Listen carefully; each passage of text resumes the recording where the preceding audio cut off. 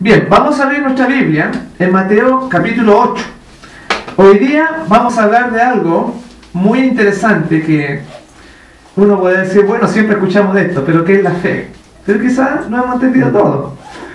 Mateo 8:10 fue la lectura bíblica. Dice, al oír Jesús del centurión, ¿no es cierto?, se maravilló y dijo a los que le seguían, de cierto os digo que ni aún en Israel he hallado tanta fe. De eso vamos a hablar hoy día. Pero fíjense que siempre hay cosas nuevas que aprender. Esta historia la hemos escuchado muchas veces. ¿Qué es lo que es la fe? En primer lugar, ¿alguien sabe lo que es la fe? Es la certeza de lo que uno no ve. ¿Ya? Hermano, ¿usted qué dice? Exactamente, es la esperanza de lo que no se ve y la certeza de lo que se espera. Lo que se espera. ¿Alguien más, hermano? Religioso a lo que uno siente. ¿Ya? ¿Cuál quiere? No, la que usted entienda. La que usted quiera. Bueno, para mí la fe es un desarrollo que he tenido al estudiar la Biblia. Yo he adquirido fe estudiando acerca de un personaje, Dios Jesús, y oyendo. Y eso me da fe, esperanza. Muy bien. Ya que antes de escuchar todo lo que leí y lo que escuché no tenía ninguna. Y con esto me creó fe. Y eso tiene que ver con, gracias, eso tiene que ver con lo que le pasó al centurión. El centurión dijo, el Señor Jesús, ¿se acuerda la historia? Le dijo, di a mi criado que se sane, ¿y qué iba a pasar? Iba a ser sano. Iba a ser sano. Escuchó con la palabra, lo mismo que dice el hermano. Y hay otra cosa que, bueno, eso es lo que nosotros entendemos siempre, pero vean que vamos a usar otra palabrita también que vamos a ver esta mañana, que es la presunción. ¿Alguien sabe lo que significa presunción? Religiosamente, o sea, en la Biblia, teológicamente, ¿no? ¿Qué entienden por presunción? Parece uno de los cuentos, No, vean. Para que entendamos la fe, lo que quiere decir fe, tenemos que entender lo que significa la presunción. Se presume algo.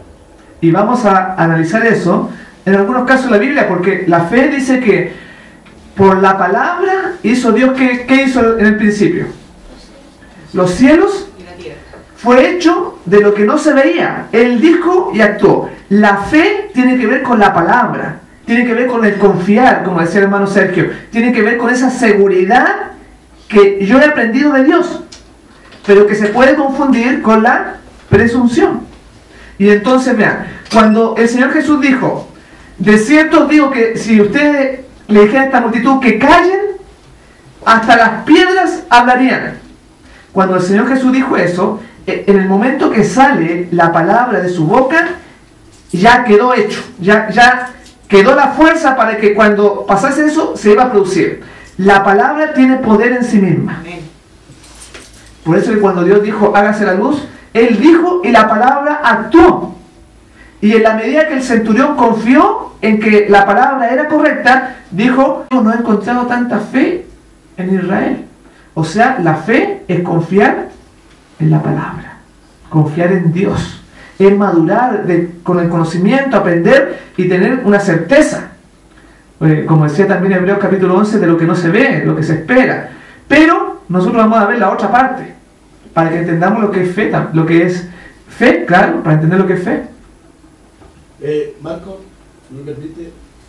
Yo siempre... ¿Quién levanta la mano? No, yo estaba confirmando lo que decía usted, hermano Marco, que está muy lindo su tema.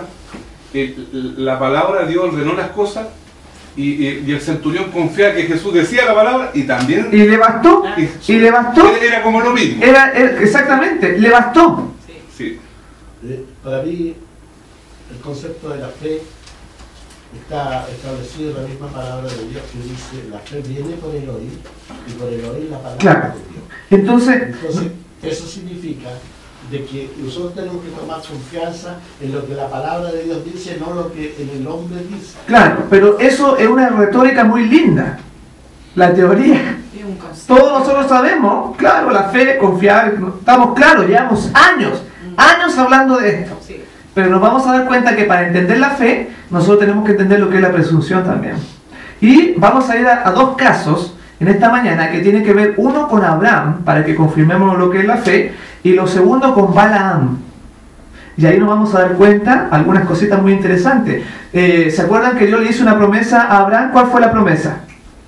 Que iba a ser el padre de una gran nación. Que iba a ser el padre de una gran nación. Que le iba a darle un hijo. Le iba a dar un hijo en su vejez, ¿no es cierto? En todo eso. ¿A los cuántos años Dios le dio el segundo aviso de que iba a tener un hijo? ¿Se acuerdan cuántos años tenía Abraham? Porque ahí está la gracia. ¿A cuánto? 99, 100 años. A los 100.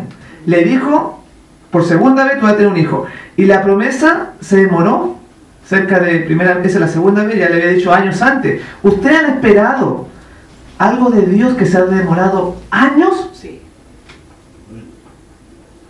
Como decía el hermano, a veces parece que Dios no responde. En el caso de Abraham se demoró años, más de 100 años. Y entonces se le ordenó después, a los 120 años, se le ordenó de que matase a su hijo Isaac en sacrificio. Lo había esperado 30 años, mínimo, 40 años. Y después le pide el Señor a los 120 años de que mate a su hijo. Y entonces vean, la fe que mostró Abraham, primeramente, es paciente.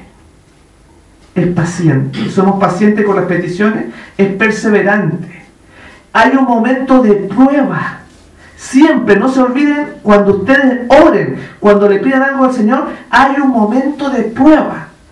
Y vean que Abraham no pasó la prueba en la primera instancia. Y ahí usted va a entender por qué tiene que venir la prueba. Voy a leer un poquitito acá, dice, habrían aceptado sin hacer pregunta la promesa de un hijo, Agar y Sara, o sea, Abraham y Sara, pero no esperó a que Dios cumpliese su palabra en su oportunidad y a su manera. Fue permitida una tardanza para probar su fe en el poder de Dios, pero fracasó en medio de la prueba.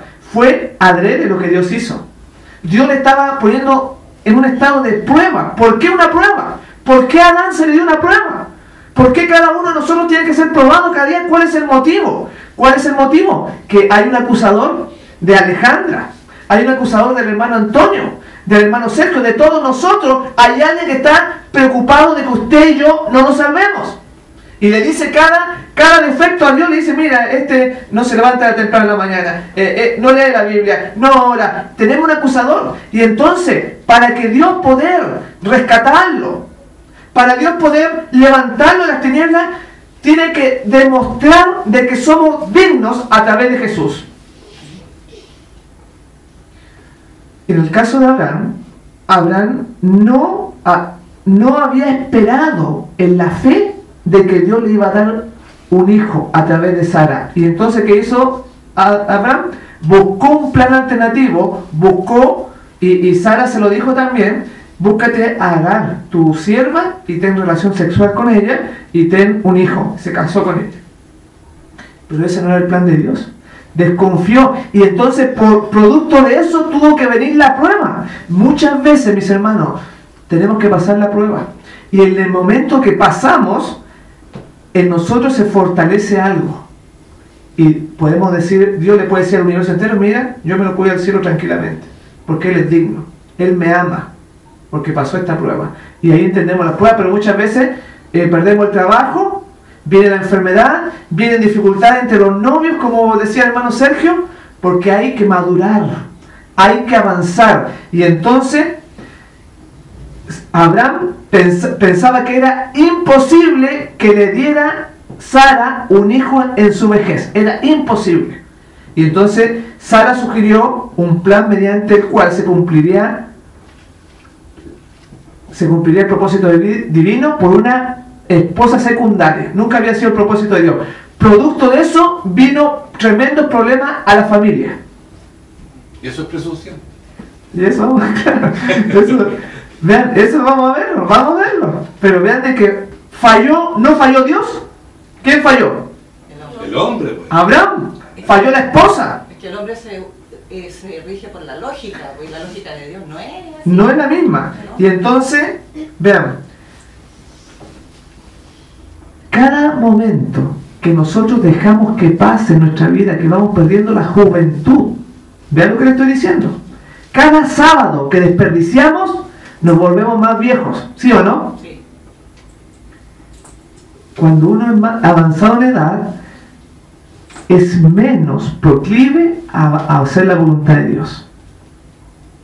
Y Dios lo sabía, por eso que esperó que Abraham tuviese tantos años.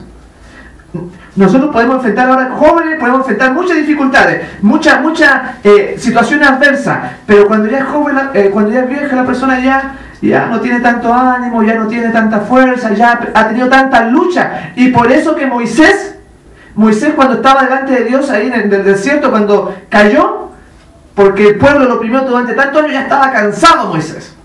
Y eso es lo que demostró Dios en Abraham, que aunque usted pueda tener 100 años, 120 años, igual si hace un acto de fe, es un acto tremendo. Pero cuesta más, porque las neuronas, biológicamente, en el cuerpo, fisiológicamente, trabajan más lento. Y ya no tenemos no tenemos la memoria que teníamos cuando pequeños.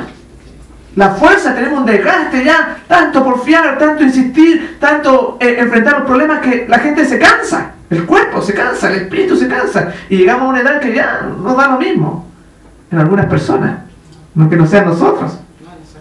Y en la prueba en la que le pasó a Abraham fue algo así, por eso que es tan importante. Pero todas esas cosas las vamos a ir rápidamente avanzando, pero quiero destacar algo de Abraham, en la fe que él tuvo, en la historia de que él tuvo. Antes de esos eventos, cuando él presenta a Isaac, dice que Sodoma y Gomorra, dice que lo homenajean a Abraham. ¿Se acuerdan ustedes esa parte de la historia? ¿Por qué? ¿Alguien sabe? Porque liberó a los prisioneros.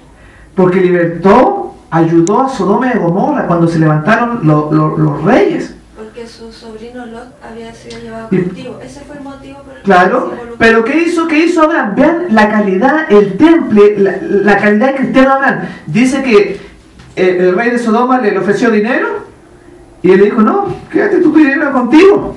Oiga, si le están ofreciendo a usted una camioneta, si le están ofreciendo una propiedad allá en el sur de Chile con unas 5 o 10 hectáreas,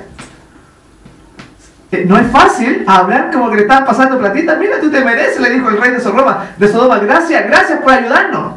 Y entonces le dijo, y los esclavos que tú tienes, le dijo, no, los esclavos libértenlos. El esclavo también era fuente de plata, era fuente de... Y cuando los sodomitas vieron eso, vean que era algo extraño, le mostró la verdadera religión. Así tienen que ser ustedes, en otras palabras. Vean, Dios nunca deja a una persona en tinieblas. Jamás. Y ellos se perdieron porque después que les cayó fuego del cielo a los de Sodoma y de Gomorra, pero habían tenido la oportunidad de cambiar. Nosotros, mis hermanos, estamos teniendo sábado tras sábado la oportunidad de cambiar. Si los sodomitas hubieran tomado esa actitud, no hubieran sido destruidos. Y entonces a Abraham lo tenían por acá arriba, un patriarca honrado por los paganos. Nosotros como iglesia, como grupo, como persona, como individuo, como familia, ¿cómo nos mira el mundo? ¿Cómo nos mira el vecino? ¿Somos peleadores con nuestro vecino? ¿O en el trabajo? ¿O donde nos desenvolvemos con nuestra esposa? ¿Cómo nos miran a nosotros? La fe no es solamente yo tengo fe, decir yo tengo fe. La fe tiene que ver con una actitud diaria. Y Abraham, una de las cosas que nunca se habla de Abraham, es eso, que los de Sodoma y Gomorra lo tenían en alta estima. Porque habían visto tanto desembolso, no les interesa la riqueza, y veían que era el producto del Dios verdadero, que había obtenido esa victoria y habían sido libertados. ¿Pueden ver en las personas eso en nosotros, en nuestra familia? Y entonces, cuando este hombre es probado, había fallado la primera vez con Agar, con Faraón, había mentido, ahora era necesario que su fe pueda ser restablecida. Y cuando lleva al muchacho, a Isaac, lo lleva al monte Moria. ¿Qué pasó en monte Moria? ¿Alguien sabe la historia de ese monte? Hermano Palma, ¿usted sabe la historia de ese monte? ¿Del monte Moria? ¿Sabe algo de él? este momento ¿O alguien que lo ayude entonces? no recuerdo mucho. Para que sepa, porque llevan a Isaac al monte Moria. ¿Qué pasó ahí en el monte Moria?